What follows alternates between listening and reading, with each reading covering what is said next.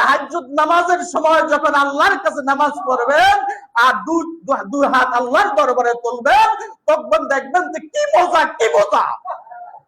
হাসান বসরি রহমতুল্লাহর কাছে এক ব্যক্তি আয়ক, হুজুর আমার অন্তরটা ঘুমায় গেছে। কি গেছে? জোরে বলেন। ঘুমায় গেছে।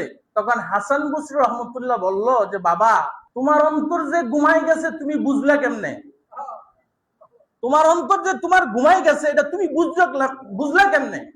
তো হুজুর আমি এভাবে বুঝছি, যখন আপনি আলোচনা করেন তখন এই আলোচনা আমার কাছে ভালো লাগে না। কি লাগে না? জোরে বলেন। ভালো লাগে না হুজুর, আপনি যে আলোচনা কোরআন হাদিসে আলোচনা করেন তখন আমার ঘুমাইয়ে। দেখবেন মসজিদের মধ্যে জুমার দিন, জুমার সময় কিছু সংখ্যক মানুষ জুমায় মসজিদে আইলে, আমরা তো বিভিন্ন জায়গায় মাহফিলে যাই, আপনাদের এলাকা বিভিন্ন জায়গায় মাহফিলেতে রাত্রে যখন আসি, রাত্রে 12টা 1টা 2টা বাজে, ওই সময় দেখি বুড়া বুড়া মানুষ, এ বাবা আপনাদের মতো দাড়ি পাকা মানুষ কি করে জানেন? লুড্ডু খেলে। দোকানে বৈশা একটা টিভি লাগা রাখে আর কি লাগে? লুড্ডু খেলে। কি খেলে? আবার অনেকে দেখি তাস খেলে। আসেনি?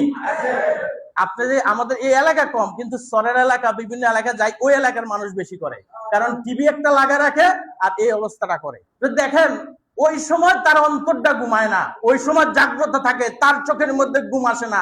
যখন টিভিটা, এই যে খেলা চলতেছে এখন বিশ্বকাপ খেলা চলতেছে নি, এই খেলার মধ্যে অনেক বুড়ারা আছে, রাত্র পুরা জাগিয়া থাকে খেলা দেখার জন্য।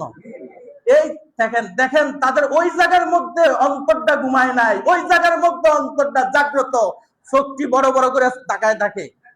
আর ওয়াজের মজলিস, জিকিরের মজলিস, আল্লাহ ওয়ালাদের মজলিস এবং জুমার দিন ওই সময় দেখবেন অন্তরটা ঘুমায় যায়, মসজিদে আইলে ঘুমায় যায়। কি যে কেন? এই যে অন্তরটা ঘুমায় আছে, এই ঘুমায় আছে। তখন ওই যে হাসান বসরি বলল ওই লোকটারে, বাবা তুমি বুঝলা কেমনে তোমার অন্তরটা যে ঘুমায় আছে, এটা বুঝলা কেমনে? তো হুজুর যখন আপনি আলোচনা করেন তখন আমার মজা লাগে না, আমার ভালো লাগে না, তখন আমার আমি ঘুমায় থাকি, আপনার কথাগুলো শুনতে আমার ভালো লাগে না, শুনি না, ঘুমায় পড়ে। তখন হুজুর বলল যে বাবা তাহলে তো তোমার অন্তরটা ঘুমায় নাই, তোমার অন্তরটা মরে গেছে। কি হয়ে গেছে? কি হয়ে গেছে? এখন আমরা প্রশ্ন করি যে আমাদের অন্তরটা জিন্দা আছে না মরে গেছে? যখন ওয়াজের মাহফিলে যাই, জিকিরের মজলিসে যাই, তখন অন্তর দিয়া ইখলাস সহকারে জিকির করি কিনা, অন্তর দিয়া শুনি কিনা? আমরা তো ওই শুনি না, শুনি। যদি শুনতাম তাহলে আমাদের আমলের মধ্যে তাসির আসতো। আমলটা এই জন্য আমরা আমলের মধ্যে মজা পাই না। আমলের মধ্যে কেন মজা পাই না? এই জন্য মজা পাই না, ইখলাস সহকারে আমরা শুনি না। যদি শুনতাম তাহলে অবশ্যই আমরা আমলের মধ্যে কি পাইতাম? মজা পাইতাম। আমলের একটা মজা আছে, খানার একটা মজা আছে নি? কথা কন, ঘুমাই গেছেন? খানার একটা মজা আছে নি? খানার একটা মজা আছে, নামাজের মধ্যে একটা মজা আছে, আল্লাহর জিকিরের মধ্যে একটা মজা আছে। তাহাজ্জুদ নামাজের সময় যখন আল্লাহর কাছে নামাজ পড়বেন আর দুই হাত আল্লাহর দরবারে তুলবেন, তখন দেখবেন যে কি মজা, কি মজা। এজন্য অন্তরকে কি করতে হবে? বলেন কি করতে হবে? তখন হাসান বসরি রহমতুল্লাহ বলেন যে দেখেন, যে আমি এটাই বলতেছিলাম যে আমাদের অন্তরটা জাগ্রত করতে হবে, এজন্য ইখলাস সহকারে আসতে হবে।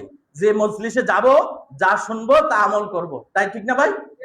এই ইখলাস যারা নিয়ে আসছেন তারা মজা পায়, তারা মজা পায়, তারা মজা পায়, ঠিকই মজা পায়। আর যারা ওই উদ্দেশ্যে আসে নাই, যে হুজুরে বলছে বা আমার এই পাড়া প্রতিবেশী বলছে বা আমার পীর ভাইয়েরা বলছে একটু যাই, তারা। আর যারা ইখলাস সহকারে আসছেন যে দরবারে যাব, দরবারে যা বলবে তা শুনবো, ওই অনুপাতে আমল করব, দেখবেন তারা কি মজা পায়, তারা এখান থেকে যাওয়ার পরে মজা পায়।